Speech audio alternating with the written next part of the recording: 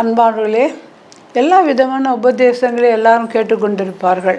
அதில் விசேஷமாக மற்றவங்களை புகழ்ந்து பேசுவது அல்லது ஏதாவது ஒரு சின்ன ஒரு கிஃப்ட் அப்படி கொடுக்கறது, இந்த இப்படி அல்லது சும்மா தெரிஞ்சுக்கிடுறது என்னென்ன அப்படின்னு, இப்படி எத்தனையோ காரியங்களில் நாம் ஈடுபாடு கொண்ட மக்களாக வந்திருக்கிறோம்.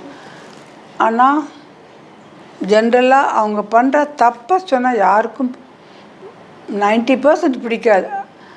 யாரெல்லாம் கடவுள் பிள்ளைங்களோ அவங்க மாத்திரம் அதை ஏற்றுக்கொள்ளுவாங்க. அது என்ன, எல்லா உபதேசத்துலேயும் பெரிய உபதேசம் என்ன அப்படின்னா சிலுவை உபதேசம். இந்த சிலுவை உபதேசத்தை பற்றி 1 கொரிந்தியர் 1:18 இவ்வாறு கூறுகிறது: சிலுவை பற்றிய உபதேசம் கெட்டு போகிறவர்களுக்கு பைத்தியமாக இருக்கிறது. ரட்சிக்கப்படுகிற நமக்கோ அது தேவ பலனாக இருக்கிறது. 1 கொரிந்தியர் 1:18 மிக தெளிவாக கூறுகிறது. எனவே நம்மை ஆராய்ந்து பார்ப்போம். அதாவது சில பேருக்கு சிலுவை ஏசாமி அவங்களுக்காக மரித்தார், நீங்கள் சர்ச்சுக்கு வாங்க, ஜெபம் பண்ணுங்க, காணிக்க கொடுங்க, இப்படிலாம் சொன்னால் ஆமாம் இதை தவிர வேறு வேலையில் உங்களுக்கு அப்படின்னு சொல்கிற மக்களை நானே பார்த்துருக்குறேன் நான்.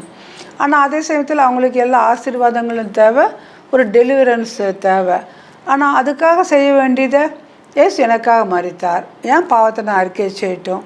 இதை நம்ம உண்மையிலேயே பின்பற்றி நம்முடைய பாவத்தை அறிக்கை செய்கின்ற பொழுது, உண்மையிலேயே அறிக்கை செய்கின்ற பொழுது தேவனுடைய வல்லமை நம்மை இறங்கிறது, நம்மை ஆட்கொள்கிறார்.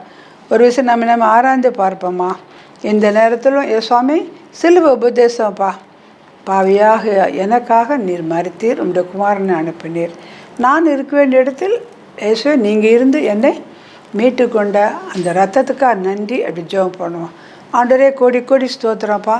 சிலுவை உபதேசம் எங்களுக்கு யாருக்கும் பிடிக்கல, ஆனால் உண்மையிலே கர்த்தாவே நாங்கள் உண்மையில் நிலத்திருந்து எங்களுக்காக அடிக்கப்பட்டீர், நொறுக்கப்பட்டீர், எங்களுக்கு சமாதானத்தை உண்டு பண்ணும் ஆக்கினை உண்மையில் வந்தது என்பதை நாங்கள் உணர்ந்து, ஆண்டவரே நாங்கள் சுவாமி சிலுவை உபதேசத்தை பற்றி நாங்கள் இன்னும் அதிகமான அளவுக்கு நாங்களும் தெரிந்து புரிந்து பரிசுத்த ஆவியை நிறைவை பெற்றுக்கொண்டு நாங்களும் சுவாமி உம்மை பற்றி பறைசாற்றுகிற பிள்ளைகளாக எங்களை வைத்திருளும்.